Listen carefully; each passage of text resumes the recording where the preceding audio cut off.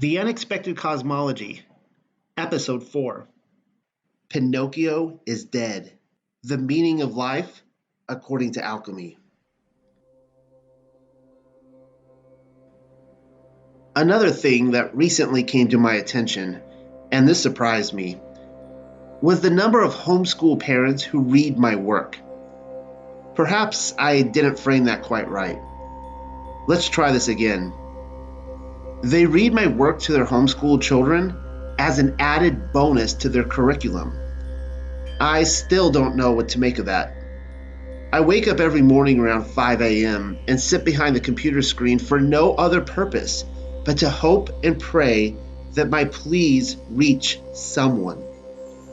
As I write these words, the coffee still hasn't finished brewing. My family won't be up for hours, and I could be catching up on sleep. I suppose that's what Sabbath is for. Meanwhile, I do this because I want somebody, anybody, one solitary soul to wake up from the heaping of lies they've been fed by our slave masters. That's all I can really do. It's why subjects like this one are so important. My least popular papers tend to deal with Walt Disney. I find that fascinating. Every so often, I contribute a new entry to my series, Gods of Disney, but it's incredibly difficult getting anyone to read them. Just so there's no misunderstandings, they tend to be the least read in my ever-growing catalog. Again, I'm not whining like a disgruntled pony at the Kentucky Derby, but this should tell you something. It certainly tells me something. Even in the truther community, Disney is still God. In past Gods of Disney articles, I touched upon Plato and the mysteries of Isis according to The Lion King, Theosophy and Mary Poppins, psychodrama in Walt Disney World, the Druidic mysteries according to Winnie the Pooh, the Star Wars Hotel as a sort of Westworld, and lastly, the Gnostic worldview of Marvel Comics. You can read them at the Unexpected Cosmology. This one goes out to all my homeschool children. Today, we'll be talking about alchemy. Alchemy and Pinocchio. In December of 2008, I took my wife to New York City for the very first time. The intent was to celebrate New Year's Eve in Times Square. As a nationwide wedding photographer, I had already worked in and around the whereabouts of the city over multiple gigs and felt intimately accustomed with her grid. I spent untold hours alone among a sea of people, just walking around the metropolis, lost to my own thoughts, staring up at massive towers stretching their fingertips towards heaven, like something out of Genesis chapter 11, trying to make sense of it all. In the sunset days and hours of 2008, really, it was a very good year, I wanted to show Sarah everything I discovered along the way. Statue of Liberty, Wall Street, Ground Zero, Central Park, the guy who blows giant bubbles in Central Park, even my favorite pasta joint. Those details are all bleeding together now, the fading dream of another lifetime. Soon, and perhaps very soon, the old things will not be remembered at all. I prefer it that way. The day is coming when Mystery Babylon will be done away with for good. For such a task to be accomplished, it's difficult imagining one solitary building in New York City remaining. Yahuah is an all-consuming fire. Everything society is told to treasure, including works of art, will be charred to ashes in his presence. The sun is just now rising over the Atlantic Ocean, and I know New Jerusalem presently sits above us. Right there above our heads and just over the waters of the firmament. It cannot arrive soon enough. At the Guggenheim, they had this museum-wide exhibit called The Any Space Whatever. Isn't that adorable how artists were able to talk about space and then cram the entire sentence into one word? Simply adorable. Guggenheim described the exhibition space itself as the medium. If you're unfamiliar with the museum's layout, it's important to this narrative. The building, a product of architect Frank Lloyd Wright slowly spirals upwards within something resembling a spinning top or snail shell. The attendee can choose to leave the coiling path and visit any exhibit space along the way. But the ultimate goal, according to the Guggenheim, is to offer subtle moments of transformation. I want you to remember that last part, transformation. One such art exhibit, which veered off like the others from the coiling path, featured someone named Catherine Opie, an American photographer who had the habit of focusing upon life-size pictures of beads, as in a string of beads coming out of people's bums. So right away, we can't conclude this wasn't a summer camp thing. Also, nudes. Wherever Catherine Opie pointed her lens at anybody, or herself for that matter, clothes were hard to come by. For whatever reason, men and women would dress up for their Aboriginal birthday in order to prove to Opie that they had a severe condition known as beads growing out of their bum. If there's a scientific term for this, then forgive my ignorance, but it sounds incredibly painful. And there was documented proof of it everywhere. Breast and penis and bum, and most importantly to her transformative narrative, beads. The above picture, the one provided in this article, is supposedly Opie's own self-portrait, but it's difficult to tell since her face is wrapped up all mummy-like in leather. How very secret society of her. I was trying to remember a specific photograph that I'd witnessed with my own eyes in Guggenheim, and I believe this may have been one of them. For the record, the original print is a full vertical centerfold. I chose the slightly less revealing, let's pretend there's a bathing suit below the 38th parallel, horizontal edition, in order to spare you the pornographic details while still making a valid point. Notice the subconscious sleight of hand being presented here. You are a pervert for showing up to her exhibit. In fact, it says as much. It's literally tattooed right over her breast. The transformative effects are intended to make this mutilated and metamorphic lifestyle apart from Yahuah's own image something akin to normal. Also, I'm jumping slightly ahead of myself, but one cannot ultimately transform unless they first die to the self. You may want to take notes. Sarah and I left the LGBTQ bum, areola, and cock-a-doodle-doo self-mutilating bead exhibit, really its official name escapes me now, and started back up on the slow coil of the inward snail shell. Or perhaps it was simply the Kundalini path, attempting to decide which exhibit we should veer off to next with what little time we had. That may have been the very day we visited the Statue of Liberty, so we were on mystery religion overload. Already I forgot to mention the most important detail of all. The Guggenheim's centerpiece for its The Any Space Whatever exhibition was something called Daddy Daddy, and featured Pinocchio the boy puppet. Pinocchio was lying face down in a pool of water. It's probably the first thing you see when you enter the museum, the starting point of the journey. As my wife and I slowly made our way up and around the serpentine trail, we could look down at the lobby floor from practically any given point and see the boy puppet, inanimate in his pool of water. At some point, my wife gasped, "Pinocchio is dead." Daddy Daddy was probably the most disturbing art exhibit we'd ever experienced. We just didn't realize how profound it was at the time. It was our first lesson in alchemy. Nearly all mystery religion literature was at one time destroyed, but probably not for the reasons most would think. Yes, the Church Fathers had a heavy hand in it. When not destroying Nazarene literature, St. Augustine helped to lead the charge. But it wasn't simply occult knowledge which the bishops wanted eradicated. Theirs was a mission to scrub public understanding of who they truly were. Hypatia was brutally murdered in the streets of Alexandria for giving Christianity's secrets away. And it was this: the Roman Catholic Church was nothing more or less than the mystery religion with a facelift, the whore of Babylon. Even the Christians of Antioch were a Roman spook operation via Ignatius. If you're not following, then I suggest you read the following papers. Hypatia, St. Augustine, Ignatius, and since we're on the subject, Homer, Trinity, the Steeple, the Cross, Constantine, the Unicorn, Mystery Babylon, the Copernican Revolution, and Starbucks coffee. The wool had been pulled over nearly everyone's eyes. Mystery Babylon lives on. We know practically nothing about what exactly went on within the catacombs of the ancient mystery religions. But that is not to say we are at a complete loss. As children, most of us were seduced into its rites. Walt Disney made a habit of initiating us.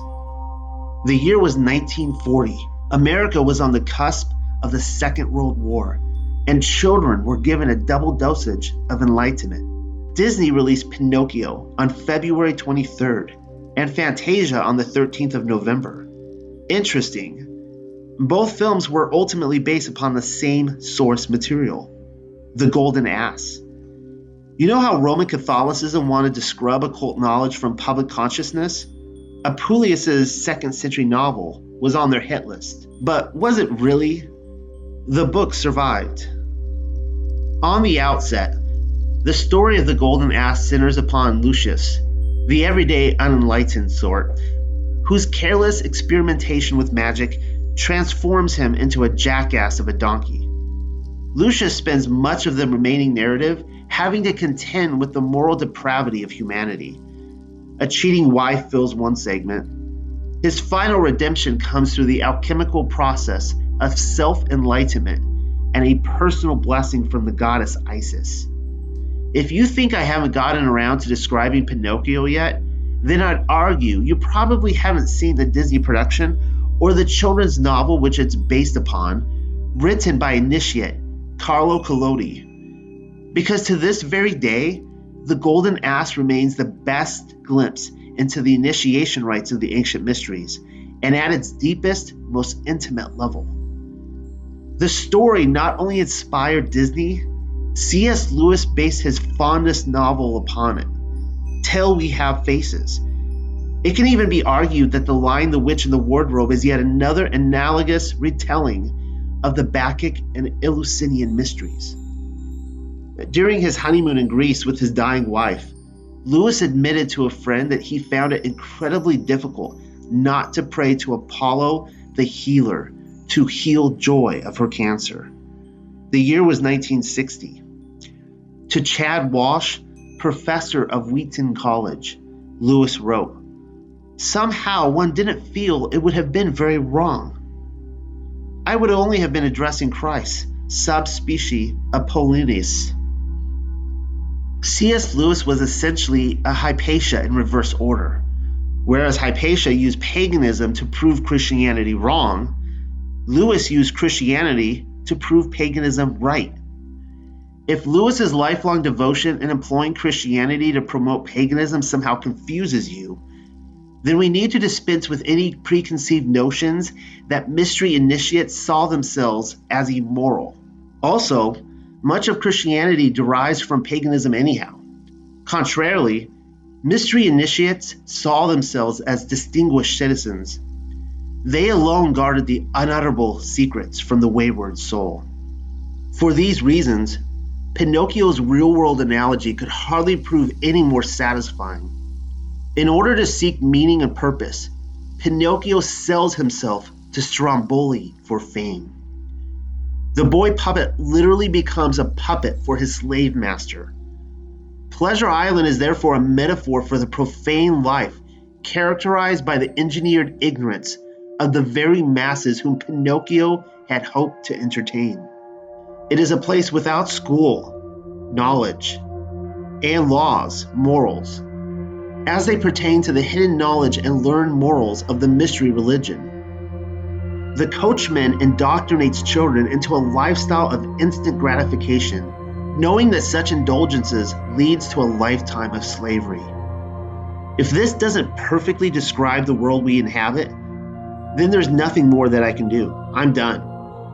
The sick irony here is that mystery initiates, as we shall come to learn, are the very people running the world. Hence, Stromboli and the coachman. There are slave masters. The elite need indoctrinated children in order to work their minds. Everything they feed us is a lie. As the darkness of the night takes its toll, the children of Pleasure Island succumb to rioting. They literally begin burning the place to the ground. And while you may think the donkey-faced families are simply unappreciative of the old world they've been inherited, which is completely true in and of itself, it's all a part of the intended magic. Their devilish behavior was programmed into them by their slave masters. There's a specific frame which depicts the Mona Lisa being defaced among countless other antiquities. This is precisely the sort of destruction we've seen happen with the world fairs. Beginning in the 1890s, the New World Order rolled millions of Americans out to various ancient Tartarian cities, Chicago, Buffalo, and San Francisco, and then destroyed them as a series of psychodramatic exercises, all of which were intended to initiate them into the cult of patriotism. You can read more about that on Cosmology. Over the last several months, we've witnessed the same disturbances to Pleasure Island, with the CIA-sponsored Black Lives Matter and the fake media revolution in the west coast city of Chaz. The CIA rolled out the COVID 1984 psychodrama and told everyone to go home. Most complied. Then they told Corona to quietly disappear just long enough to bust BLM and Antifa into various cities as part of their George Floyd psychodrama. When COVID 1984 suddenly sprang to life again, they told everyone to wear their re-education face diapers and go home. See how that works? Marching orders. Compliance is key. They're whipping us into tip-top shape for Agenda 2030. If Langley tells everyone to leave their homes and to face the very statues they placed there some decades earlier, perhaps even burn down a commercial franchise while they're at it, slaves will gladly help the alchemy along. It's all part of the script. Here's an added dosage of irony. The World Fairs inspired Walt Disney. If that doesn't help pinpoint Disneyland and Walt Disney World to a psychodramatic operation, then I don't know what else to say. With Pinocchio, Disney is telling you the plan. Come, let us entertain you. Be our guest. Become a corporate slave with the rest. Once the alchemy has taken its effect on a global scale, the New World Order will have us all working in the mines. They're erasing the image of Elohim in every participating soul and transforming them into donkeys. You'll likely recall that Pinocchio's redemption arrives only after saving his father from the belly of the whale, Monstro, imagery stolen from the Book of Jonah. Like the Guggenheim, Pinocchio died. Proof, however, that Pinocchio ascended beyond his training as a neophyte is given by way of resurrection. He is alchemically transformed into a new image apart from his creator. Isis, or rather the Star Fairy, brings him from death to a new creation. I do not believe this to be simply a metaphor. With what remains of mystery literature, the specifics of any such resurrection ritual have either not survived or were never intended to be known to begin with. Apuleius holds much back, but this I am quite certain of. At some point in their training, the Master Masons met their god face to face. In the Golden Ass, Lucius, who has wisely outgrown the foolishness of his donkey counterpart, finally encounters Isis by the seashore. Again, their meeting is not merely a metaphor. Upon her final manifestation, a climax to the novel, the goddess introduces herself to Lucius with the following, and I quote, "Behold, Lucius, moved by your prayer, I come to you. I, the natural mother of all life, the mistress of the elements, the first child of time, the supreme divinity, the queen of those in hell, the first among those in heaven, the uniform manifestation of all gods and goddesses. I, who govern by my nod the crest of light in the sky, the purifying waifs of the ocean, and the lamentable silences of hell. I, whose single Godhead is venerated all over the earth under manifold forms, varying rites, and changing names. But those who are enlightened by the earliest rays of that divinity, the sun, the Ethiopians, the Ari, and the Egyptians, who excel in antique lore, all worship me with their ancestral ceremonies and call me by my true name, Queen Isis. Disney's Pinocchio reverses this order. Lucius encounters the goddess only after his adventures in foolishness, whereas the boy puppet is sent on his divine quest from the very beginning of the story, and then stumbles. Contrarily, Lucius is tasked with mastering death only after he has mastered the self, never the other way around. Of this mystery, Apuleius wrote, I approached the confines of death. I trod the threshold of Prosperine, and borne through the elements, I returned. At midnight, I saw the sun shining in all his glory. I approached the gods below and the gods above, and I stood beside them, and I worshipped them. Sackcloth canvas, Apollo, Elohim above and below. Temple worship, astral projection. Sounds kind of like astronauts in low space orbit to me, but that's probably none of my business. Apuleius is letting us in upon his own intimate experiences. The man who wrote the best surviving glimpse into the mysteries of Isis undoubtedly underwent a similar experience of immortalization, spiritual alchemy.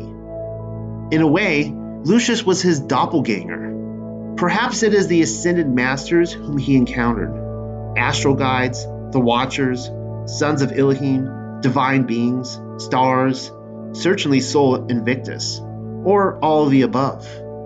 Sure, there's creative licensing taken between Pinocchio and Ass, but its core spirit remains the same.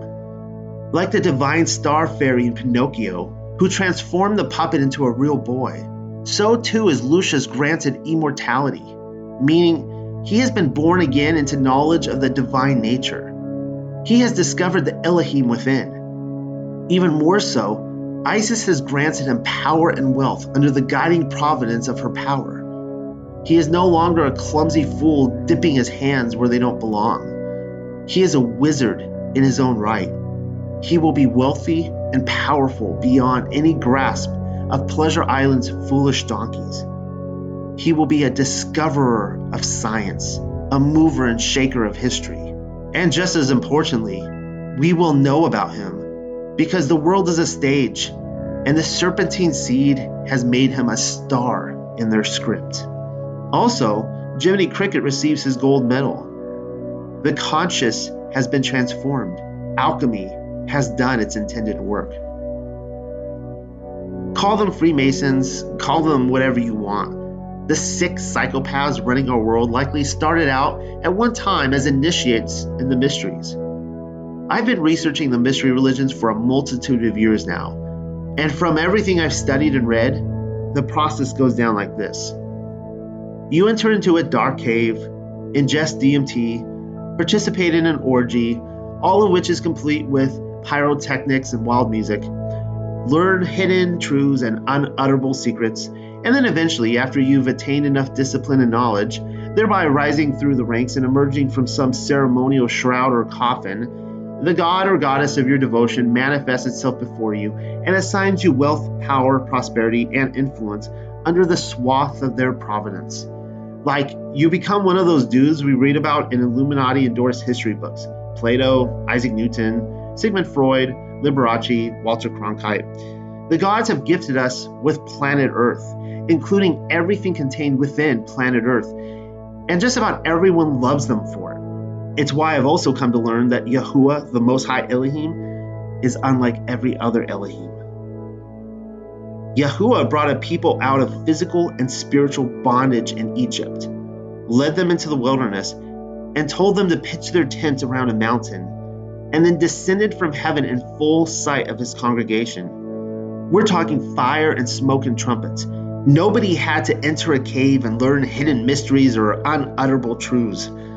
Yahuah did all of these things before a host of witnesses, young and old, and then laid out his law for everyone and for every generation, even the foreigner. That includes you and me. It's like he said, okay, there's going to be some dark days ahead, and the surrounding nations will lie to you and attempt to seduce you into the whoredoms of their worthless mysteries.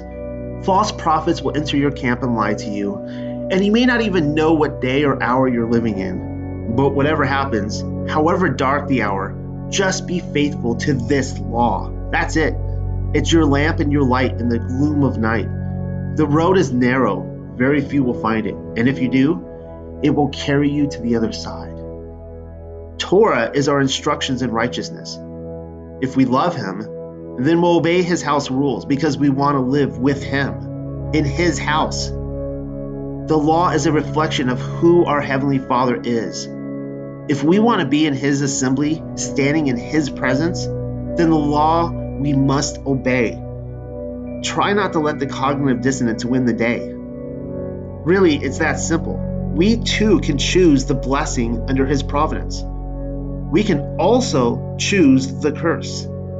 This comes as part of disobedience, and just about everyone in history, even the very wise and educated, has hated him for it. I mean, people hate his law. They absolutely hate it. Most people in the Bible hated his law. The house of Israel neglected it to the point that they no longer knew what his law actually said. The Pharisees added to it because they hated that his yoke was easy and his burden was light. After Yahusha came to show us the way into obedience to his law, the Christians of Antioch arrived to make acceptable doctrines for hating his law all over again. There's no end to it. This isn't rocket science, people. And on a side note, they're lying to us about that too. Space is one of those worthless mysteries I keep talking about. It derives from the mysteries of Isis, and it's fake. If we refuse to listen to or keep his commands, which are eternal and for all generations, then we need to ask ourselves, why do we want to spend an eternity with Yahuah again? Even Isis grants wishes.